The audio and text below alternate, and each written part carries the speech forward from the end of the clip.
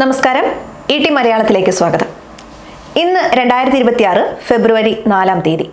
സ്വർണ്ണ വിപണിയിൽ നിന്ന് വളരെ നിർണായകമായ ചില വിവരങ്ങളാണ് ഇന്ന് പുറത്തു വരുന്നത്. കഴിഞ്ഞ കുറേ ദിവസങ്ങളായി സ്വർണ്ണവിലയിൽ ചെറിയൊരു കുറവ് നമ്മൾ കണ്ടിരുന്നു. എന്നാൽ ഇപ്പോൾ വിപണി വീണ്ടും തിരിച്ചു കയറുന്ന കാഴ്ചയാണ് കാണുന്നത്. സ്വർണം വാങ്ങാൻ കാത്തിരിക്കുന്നവരെയും നിക്ഷേപകരെയും ഒരേപോലെ ബാധിക്കുന്ന ചില കാര്യങ്ങളാണ് അന്താരാഷ്ട്ര വിപണിയിൽ ഇപ്പോൾ നടക്കുന്നത്. നമുക്കാദ്യം നമ്മുടെ നാട്ടിലെ ഇന്നത്തെ കൃത്യമായ നിരക്കുകളൊന്ന് പരിശോധിക്കാം. പവന് 4,840 രൂപ വർദ്ധിച്ച് 1,17,720 രൂപയിലും ഗ്രാമിന് 605 രൂപ കൂടി 14,110 രൂപയിലുമാണ് ഇന്ന് വ്യാപാരം പുരോഗമിക്കുന്നത്. മുൻ ദിവസത്തെ അപേക്ഷിച്ച് ഇന്നലെ രാവിലെ 1,040 രൂപ നഷ്ടത്തിൽ 1,11,280 രൂപയിലാണ് പവന് വ്യാപാരം ആരംഭിച്ചത്. എന്നാൽ ഉച്ചയ്ക്ക് ശേഷം 1,600 രൂപ വർദ്ധിച്ച് 1,12,880 രൂപയിലെത്തിയിരുന്നു. ഇന്നലത്തെ വിപണി നമ്മളൊന്ന് പരിശോധിച്ചാൽ വലിയ മാറ്റങ്ങളാണ് കാണാൻ സാധിക്കുന്നത്. ഇന്നലെ മാത്രം 2 തവണയാണ് സ്വർണ്ണവില ഉയർന്നത്. രാവിലെ കുറഞ്ഞു തുടങ്ങിയ വിപണിയിൽ ഉച്ചയ്ക്ക് ശേഷമാണ് വലിയ മാറ്റങ്ങൾ കണ്ടത്. സാധാരണയായി സ്വർണ്ണവിലയിൽ ഇത്രയും വേഗത്തിലുള്ള മാറ്റങ്ങൾ വരുന്നത് വിപണിയിലെ അസ്ഥിരതയാണ് സൂചിപ്പിക്കുന്നത്. ഇന്ന് ഗ്രാമിന് 1 രൂപയുടെ നേരിയ വർധനവ് മാത്രമാണ് ഉള്ളതെങ്കിലും വിപണി വലിയൊരു കുതിപ്പിന് തയ്യാറെടുക്കുകയാണെന്നാണ് സൂചനകൾ പറയുന്നത്. എന്തുകൊണ്ടാണ് സ്വർണ്ണവില പെട്ടെന്ന് ഇങ്ങനെ ഉയർന്നതെന്ന് നമ്മൾ അറിഞ്ഞിരിക്കണം. ഇതിന് പിന്നിൽ പ്രധാനമായും 3 കാരണങ്ങളാണുള്ളത്. ഒന്നാമതായി അന്താരാഷ്ട്ര വിപണിയിലുണ്ടായ രാഷ്ട്രീയ മാറ്റങ്ങൾ തന്നെയാണ്. അമേരിക്കയിൽ ഡൊണാൾഡ് ട്രംപ് ഭരണകൂടം എടുക്കുന്ന പുതിയ തീരുമാനങ്ങൾ ലോക വിപണിയെ വല്ലാതെ സ്വാധീനിക്കുന്നുണ്ട്. പ്രത്യേകിച്ച് ഇറാനെതിരെയുള്ള കടുത്ത നിലപാടുകളും യുദ്ധ സാഹചര്യങ്ങളും നിക്ഷേപകരെ ആശങ്കയിലാക്കുന്നു. ഇത്തരം സാഹചര്യങ്ങളിൽ സുരക്ഷിതമായ നിക്ഷേപം എന്ന നിലയിൽ എല്ലാവരും സ്വർണത്തിലേക്ക് തിരിയുന്നു. ഇതിനെയാണ് സാമ്പത്തിക രംഗത്ത് സേഫ് ഹെവൻ ബൈയിങ് എന്ന് പറയുന്നത്. രണ്ടാമത്തെ കാരണം അമേരിക്കൻ കേന്ദ്ര ബാങ്കായ ഫെഡറൽ റിസർവ് എടുക്കുന്ന തീരുമാനങ്ങളാണ്.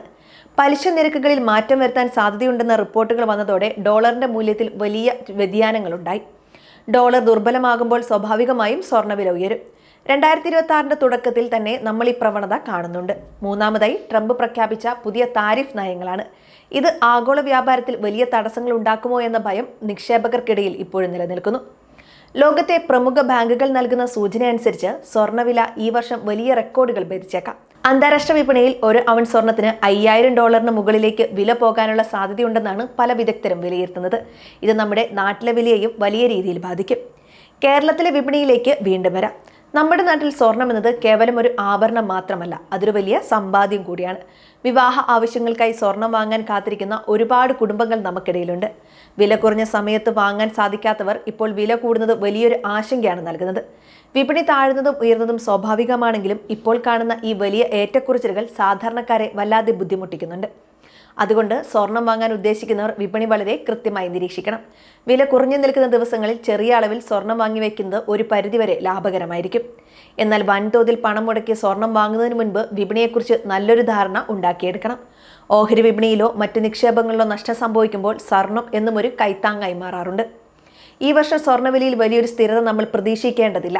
ഓരോ ദിവസവും അന്താരാഷ്ട്ര വാർത്തകൾക്കനുസരിച്ച് വിലയിൽ മാറ്റങ്ങൾ വന്നുകൊണ്ടിരിക്കും. അതുകൊണ്ട് തന്നെ പണം ഇടുന്നതിന് മുൻപ് നിങ്ങൾ അത് എന്തിനു വേണ്ടിയാണ് ചെയ്യുന്നതെന്ന് കൃത്യമായി പ്ലാൻ ചെയ്യണം. നിക്ഷേപം എന്ന നിലയിലോ അതോ ആഭരണം എന്ന നിലയിലാണോ വാങ്ങുന്നതെന്ന് തീരുമാനിക്കണം.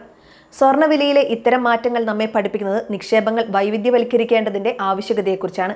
എല്ലാ പണവും ഒരിടത്ത് തന്നെ നിക്ഷേപിക്കാതെ സ്വർണത്തിലും മറ്റ് മേഖലകളിലും ഭാഗിച്ച് നിക്ഷേപിക്കുന്നതാണ് എപ്പോഴും സുരക്ഷിതം. വിപണിയിലെ പുതിയ മാറ്റങ്ങളും വിലവിവരങ്ങളും അറിയാൻ ET മലയാളം തുടർച്ചയായി ശ്രദ്ധിക്കുക.